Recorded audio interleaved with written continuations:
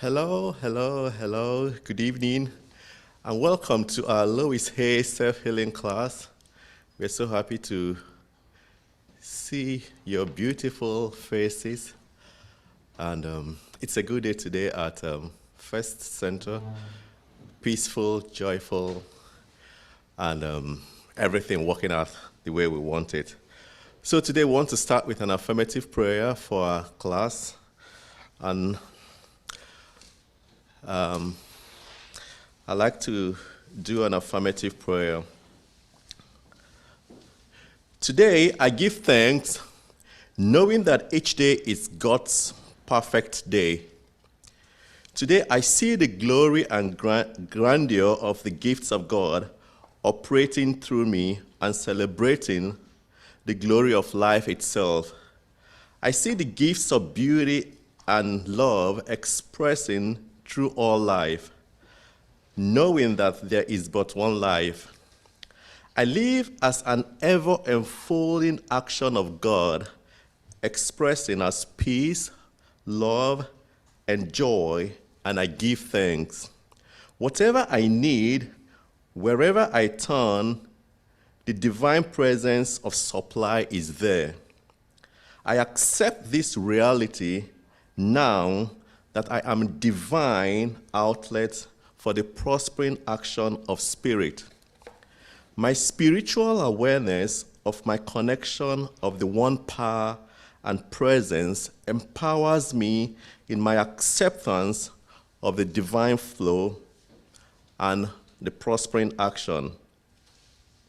Spirit manifesting in my life always, and for this I give thanks, and so it is.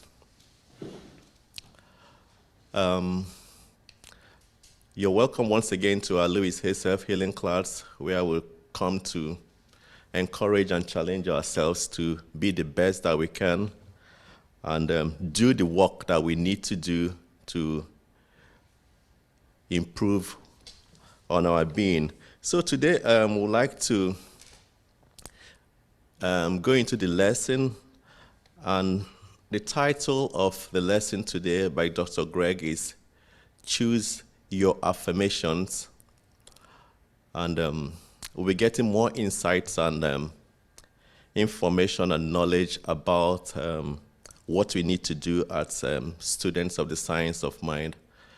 So join me as I welcome Dr. Greg for the lesson today. Thank you.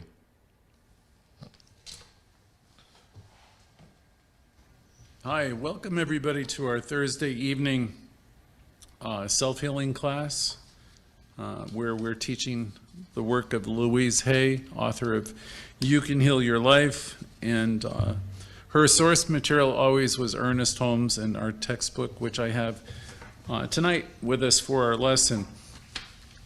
The inspiration for this class on Thursday night is Louise Hay, who wrote the book You Can Heal Your Life.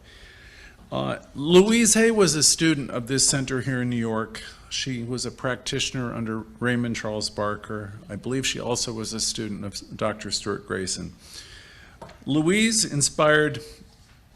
was inspired by the textbook, The Science of Mind, and she became internationally known for her work with self-healing. I want to say hi to all of you tonight that are on Instagram and Facebook and YouTube.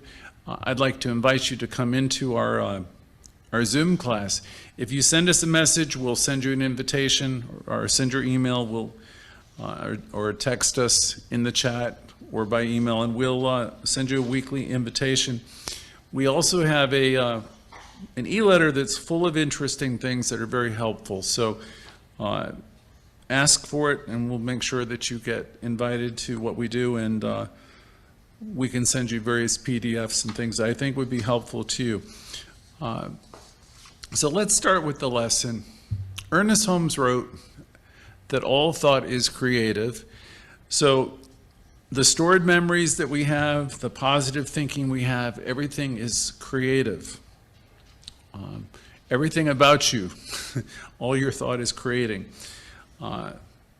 We also know that there's a lot of things buried underneath that it might seem negative, beliefs and things we've learned when we're kids. And so we work on those types of things in our classes and our lessons, and we learn to neutralize the negatives and replace them with positive ideas and thought patterns. This class, each week, every time we get together, come together, gives us an opportunity to look at the things that are not of maybe the highest vibration, the things that operate within us, and we get a chance to see and do something about them. I've often said that we're in the business of letting go and trading in the lesser ideas that we have for the greater. And you might not think you're holding on to things, but most of us really are, upon closer inspection. So we're here redirecting our focus, our vibration. We're learning to aim high, hitch our wagon to the stars, as Emerson used to advise.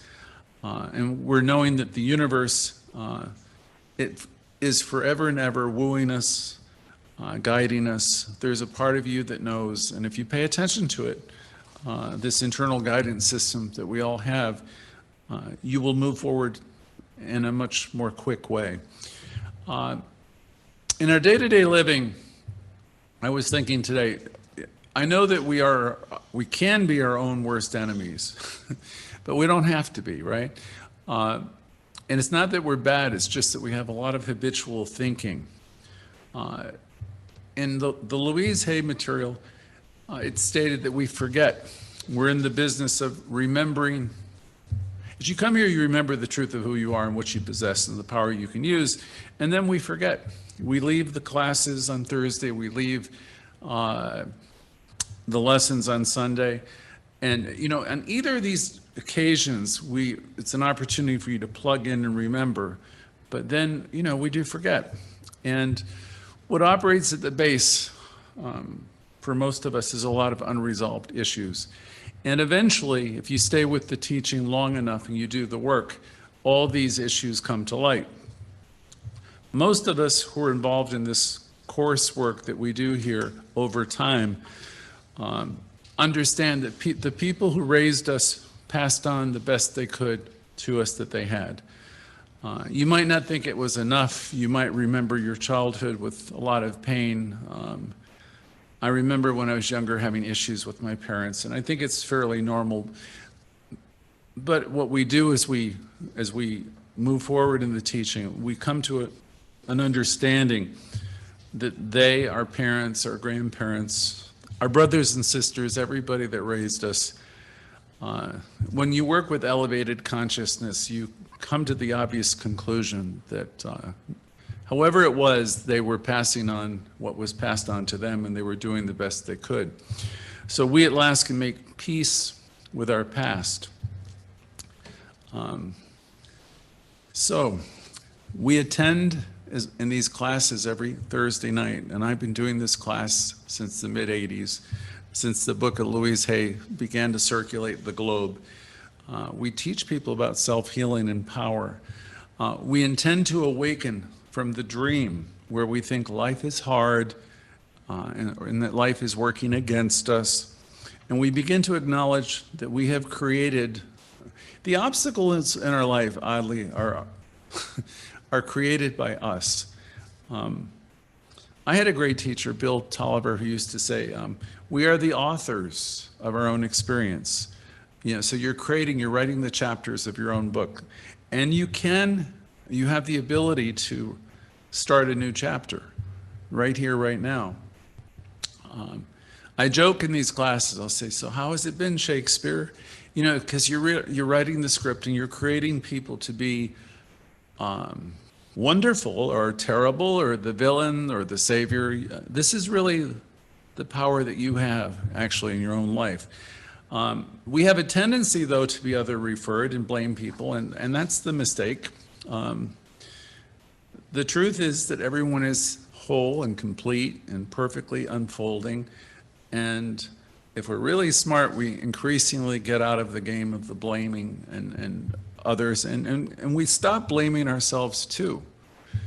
Okay, we understand that we're points of awareness within the mind of God, and we're unfolding, and we develop some self-compassion.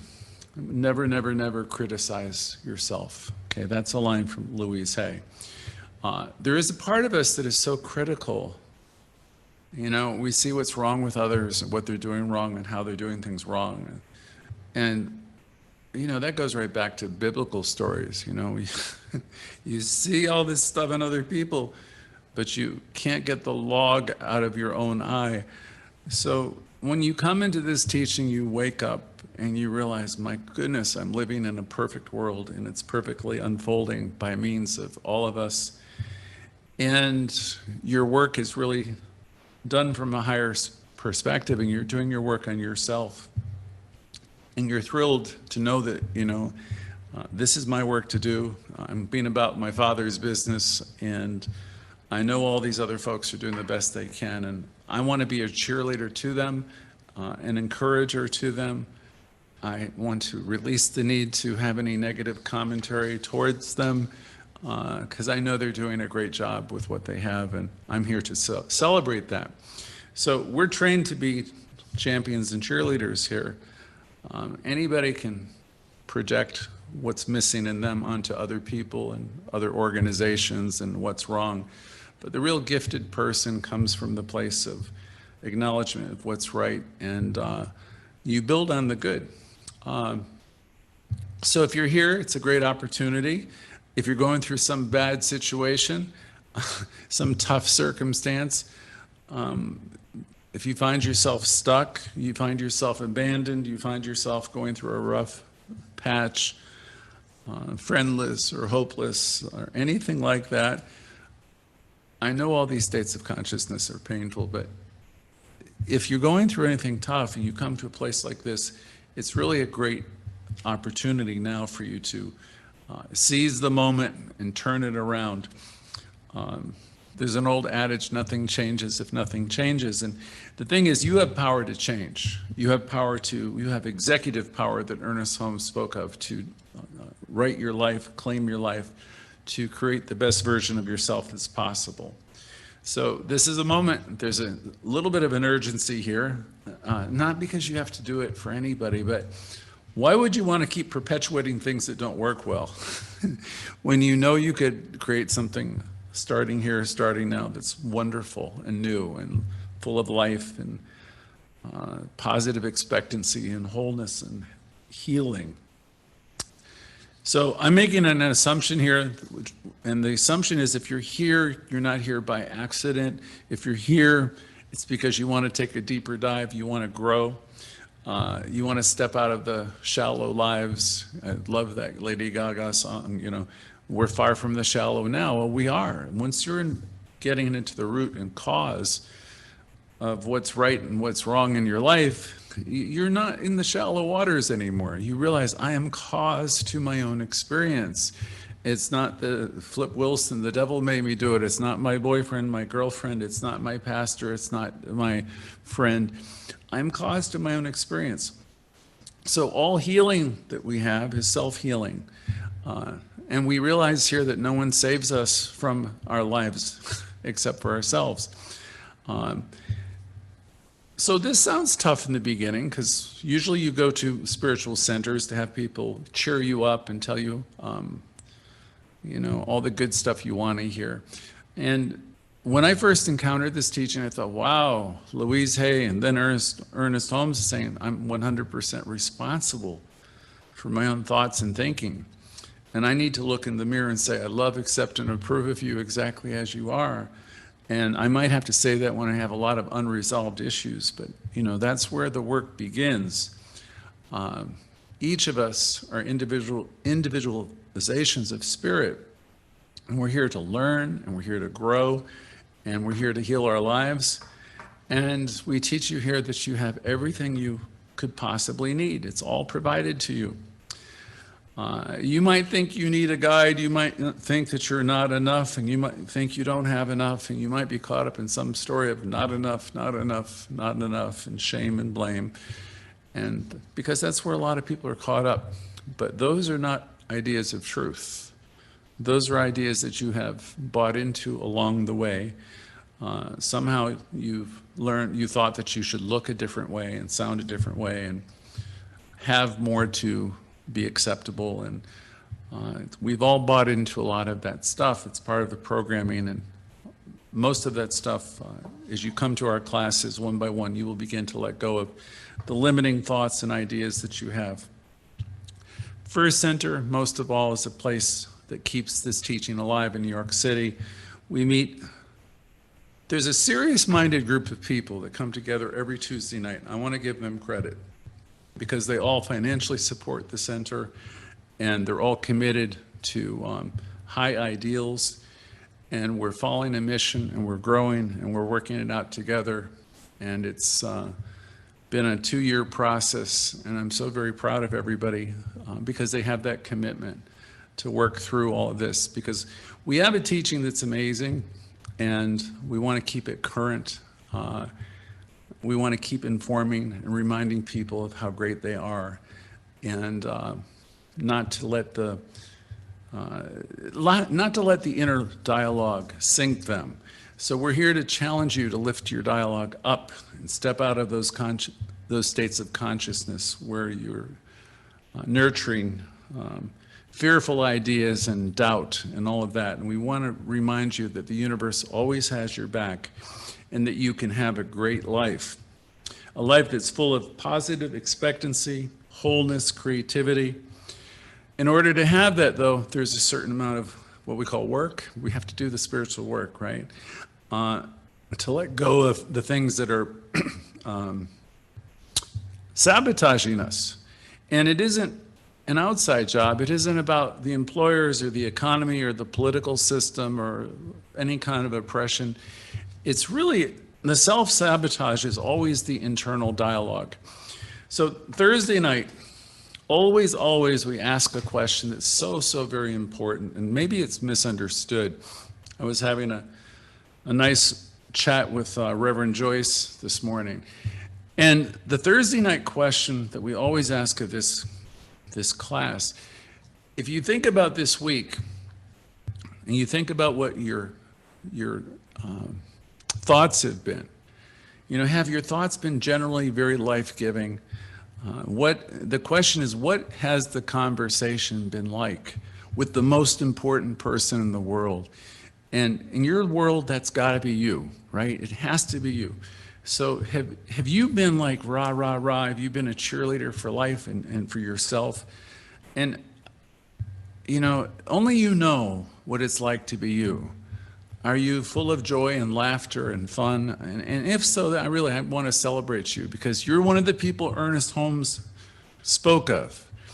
Ernest Holmes said, "Find me one person who's so redeemed from the bondage of self, who can get all that stuff out of the way, and I will find the Redeemer of my soul." So on Thursday night, we ask you, what's it been like being you?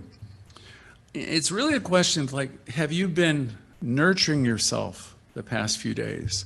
Have you been really good to yourself in your conversation? Because that tendency of thinking, that tendency of thought is the very thing that creates your life. So it's the most important question.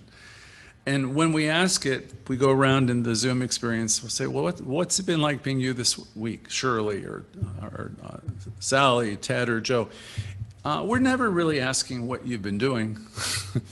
We're really only asking you, what's the conversation been like with the most important person? Have you been doing your spiritual work? Have you been in connection? In connection meaning, have you known throughout the week that you are supplied and supported, and have you come from that connected place? And if so, great, I want to hang out with you. If you're coming from a place where you've been in separation and you've been in reaction to everything and everyone, and you're coming from a place of what's missing and what's not there, and that's the type of thing you want to acknowledge too, because then you're going to say, if I have to admit it, I've been upset, I've been distracted, I've been reactive, I've been not centered. And so that's why I really need this class, is to remind me to plug back in and be reminded of who I am and what I am. This teaching offers you a life that's unparalleled in terms of peace and joy and happiness. Your great life they've all written, awaits you. And the power that you possess is established. And it's always available to you, and yet most of the world that you know, most of the people you know don't tap into it in the way you could. So I'm assuming most of you coming to this class are wanting to learn how to fly and become more of a no-limit person and experiencing more health and joy and happiness, to live your life on purpose. And of course, you want to do that with like-minded people who can understand and appreciate you. All of this kind of life is 100% available to you. The kingdom of God, as you've heard 1,000 times, is at hand. When these, if you want to call them miracles, when this type of living is not happening, it's only because of the consciousness that you're, it is within you. You're pushing the good away from you. So we have to find a way to open up the avenues so you can receive the good that has been established for you. Dr. Holmes said there's a great bank account downtown with your name on it. Okay, so imagine millions of dollars, right? And your job is to learn how to receive the good and realize you're worthy of the good, and how to accept the good, right? You don't have to become a better person. You're already as good as you can get. You're an individualization of this divine substance. So it's getting all the blocks and bloated nothingness that Emerson spoke of out of the way so you can receive. I'd recommend getting hold of, in the beginning, one of Louise Hay's audios. You can get it on Google Play or Apple. What I'd recommend is listening to an old piece she did, everybody listened to, went to bed with for years. It's entitled What I Believe and Deep Relaxation. You can get them either through Google or Apple.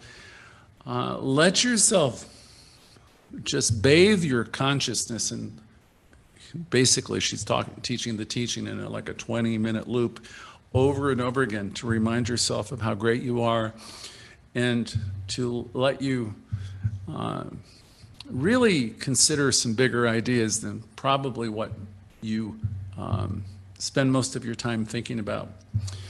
If you're really good with technology, another suggestion I could give you is form a playlist of some really wonderful, uplifting music with positive messaging. I have an activity scheduled for tonight, and I was thinking about it for tonight's lesson. One thing I'd like you to do is consider a personal affirmation for you that's powerful.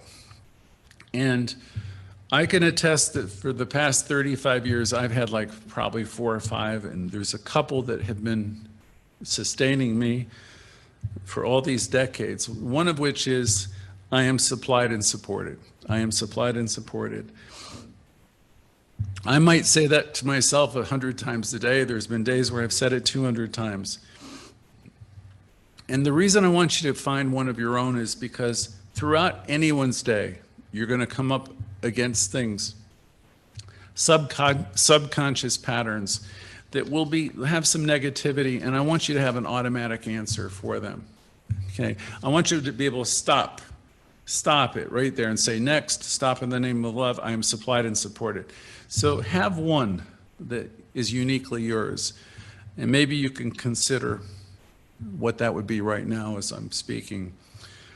A powerful affirmation, if it's repeated over and over again, will be reminding you of a truth, and it'll put you back on track.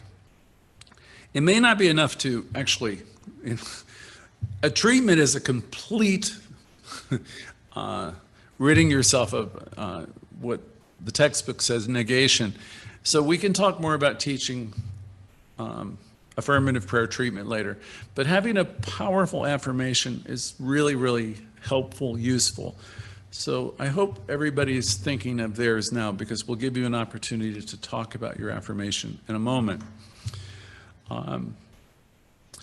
When we're using these affirmations, here's another little thing I want you to know. If I keep on saying I'm supplied and supported, or I love, accept, and approve of myself exactly as I am, those kind of statements in mind will, you keep working with that, then all the opposites of that will have a tendency to show up for you, which is wonderful too, because then you're going to have a chance to work on them. ultimately, the things that are buried within need to come to light. Jacqueline Small, who wrote a book, had a saying, which was, all our battered places eventually come to light. And that's true. So working with these affirmations, things will come up for you. And you keep on working with them, and you'll be amazed, the healing that's going to start to take place, and stay plugged into the teaching. We also have other tools we work with at the center to deal with what we call the shadow aspect of ourselves, and we'll get more into that as we get on further. So if you have a piece of paper, you have your device, jot down your affirmation, what you think supports you the most. And while you're thinking of yours, I'm happy to share a couple more of mine, because I'm giving you a chance to think. There is a very simple one back in the 80s, again, that I started with. I'm supplied and supported. And I can't tell you how many thousands of times I've said that over the years. And wherever I said it wherever I needed to be remind myself of that divine fact, that I'm supplied and supported. Before I do that though, what comes up for you when you hear, I am supplied and supported, or this is, another one for me was, this is God in my life. I use that a lot. Wherever I was, whatever I was doing, whatever job I was working, whatever situation that seemed unbelievable, I would say to myself, I'd make a game of it. This is God in my life. When I was teaching the Louise Hay material in the late and mid 80s, when it first came out, I remember the favorite affirmation of most of the class participants. It was, I love myself the way I am. Or another one, I release the need to be critical. Those were the class favorites, I think, if I recall. I love myself the way I am. There's nothing I need to change. And the other one was I release the need to be critical. Maybe one of those ideas speak to you. If anything comes to your mind that's personally attractive to you, jot it down, begin to use it, record it, put it on things in front of you. And you might say, okay, well, that's not a treatment. I'll say, no, it isn't. But it's good to have a few of these, a couple that are automatic for you, because as you move through life experiences, we have a tendency to go back into our old gripes and our tapes, and we really want to learn how to stop them, stop in the name of love. So I'm hoping a few of you, as I've been speaking, have come up with something that's really unique or good or helpful, and in just a few minutes you can share yours. There's others from my early years in the material. My early years with the material, this is God in my life, and you can say something like that if you like. And if you keep doing that, all kinds of things are going to start happening to you. You're going to start to develop an awareness. If you start seeing that God is in everything, and this is God in my life, then you're going to be lifting yourself up to a different place in consciousness. I remember meeting Edwina Gaines many years ago, and she was training herself in her classes. She kept on seeing the God or the good. So that's another good affirmation. I see the God, I see the good. I'm training myself to see the good or the God or the source or energy or whatever you want to call it. If your training is to see the good, you're taking yourself out of the world, the masses, mass thinking, and you're elevating yourself to a much higher vibration if your focus is seeing the good. There's another one from the Course in Miracles, which I've always loved, which is, it's not an affirmation, it's a saying, it's very beautiful. The peace of God is my one goal, my purpose, my function, and my life. So if it's your desire to come from that connected place to see the peace, the peace of the universe is my one goal, my purpose, my function, and my life, then what you're going to find that's going to happen within you, you're going to have shift after shift after shift. And if you're training yourself to see the God or the good, I'm reminded of the Krishna monks of my youth when they were all chanting the names of God over and over and over again in the Miami airport. And then at the temple, I used to go and observe them. And if you were thinking about source, this source energy throughout the day, you know, God and source and love and light, if this is your preoccupation, if you're bringing your affirmations and knowing that this is God in my life, whatever it is, can you imagine what your vibrations are like? You're communing with the highest thoughts. That comes back to Ernest Holmes again, who said, find me one person who's so redeemed from the bondage of self, and I will find the Redeemer of my soul. So we're not trying to redeem anyone's souls or anything else, but we're trying to lift our own consciousness out of the gutter and do the spiritual work that's ours to do. When we're in a place of discomfort or discontent, it's never about the other person. There's another saying I can pass on to you, which I've also loved for 20 years. In truth, in God, in truth, there's nothing outside of you. So when there's upset, discomfort, and all that, it's a mistake to make that about the other person. It's really wonderful when we begin to own our own life and realize that, okay, this is my creation. And you have within you an internal guidance system that's always attempting to get your attention, for you to evolve and to own your life. And you have such tremendous power at your disposal, was the great message of Ernest Holmes. So I'm going to close by saying another thing you could be doing for yourself is do a little inventory of what Thursday night, again, that question, what has it been like being you, which you can talk about in a moment. What has it been like? What's the chatter been this week? And then on Sunday, you can share the good news. You can share your demonstrations. You know, you can share on Sundays when you come, you know, what's being revealed to you from paying attention to your own thinking. Another tool other than affirmations, I've spent some time this week with the textbook. If you go to the 6th section, which pages 306, 7 and on, there's 50, 60, 70 meditations that are very, very short paragraph. Beautiful things to read and absorb before you go to sleep. I'd share them, but I'll run out of time. But just trust me, they're amazing. Go to the textbook, the 6th section after 300, page 307, and I would suggest reading, communing with some of those ideas, and working with affirmations, so that there's enough time for everybody to share the two questions. Really, what has it been like being you? What's the conversation you've been having with the most important person this week? And the other thing is, what affirmation sustains you, or what one do you think will help you? And share a little bit about that. So we'll see you in a moment, the other side of the break. Thank you.